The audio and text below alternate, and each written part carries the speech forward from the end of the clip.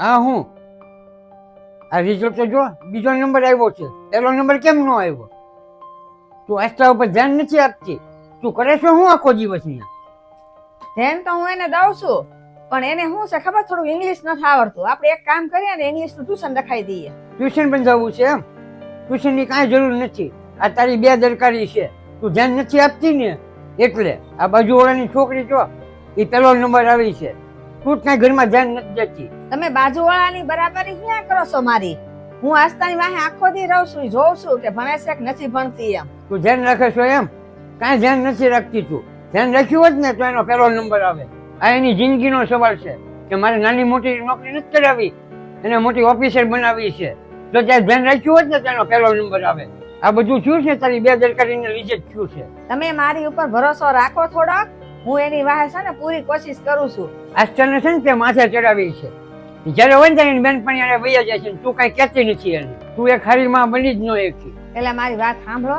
છોકરાને છે ને ખીજાઈ ન કહેવાય, એને છે ને પ્રેમથી કહેવાય. અને આસ્તા છે ને બહાર જાય છે ને બેનપણી પાસે ઘડીક મળવા, તો આખો દી વાંચતી હોય કે નહીં, એટલે એનું મન છે ને ફ્રેશ થઈ જાય ને, એટલે ઈ જાય છે અડધી કલાક.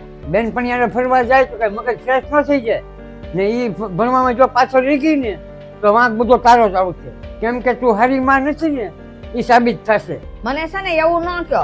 આખી જિંદગી મેં છે ને મારી છોકરીને સંસ્કાર સારા આપવામાં જ મેં ટાઈમ કાઢ્યો છે. ક્યાં છે સંસ્કાર? આજે જે સવારે મારે ઊંચા અવાજે બોલી હતી કે બહુ લાડ લડાવ્યા ને એટલે તું જ છોકરીને બગાડે છો. તું જ મારા વિરુદ્ધ કાન ભરે છો છોકરીને. બસ આજે તમે બહુ મોટી વાત બોલી ગયા. એવું તમે શું કહી દીધું? જે મેં કીધું ને એ બધું સાચું જ કીધું છે. બધી વસ્તુમાં તમે રાયડું નાખો છો, ખાવા પીવામાં, પહેરવા ઓઢવામાં. પણ આજ તો તમે છે ને મારા મમતા ઉપર સવાલ ઉઠાવ્યો છે. તમે મેં છે ને મારી છોકરીને લાડથી ને પ્રેમથી હું સમજાવું છું ને, પણ તમે છે ને આ ઊંધું સમજો છો. તમને એવું લાગે છે તમારી ખિલાફ હું એને કાન ભરું છું. માનું છું, હું સમજુ છું કે બાજુવાળાને જેમ હું ભણાવી નથી શકતી મારી છોકરીને, પણ હું એને માણસ અને આમાં બધા રહેવામાં સમજાવું છું ને શીખવાડું છું. હું મશીન નથી બનાવવા માંગતી એને. એટલે જ હું મારી છોકરીને પ્રેમથી સમજાવું છું, રાડ્યું નાખીને નહીં.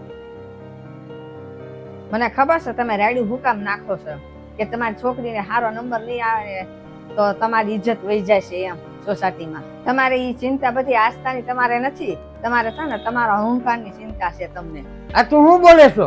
બસ હવે હું કાંઈ નહીં સાંભળું. તમારે જો એ બાજુવાળાની બરાબરી કરાવી હોય ને તમારી છોકરીને, તો બધું ધ્યાન તમારે રાખવાનું, ભણાવવાનું ગણાવવાનું બધું. હું આજથી છે ને હું ઘરનું જ ધ્યાન રાખીશ. હવે આજથી તમારે બધું ધ્યાન રાખવાનું આસ્થાનું, મારે નહીં રાખવાનું કાંઈ. અને જો કારણ વગરની આસ્થા પર તમે રાડું નાખશો ને તો હું સહન નહીં કરું, સમજ્યા?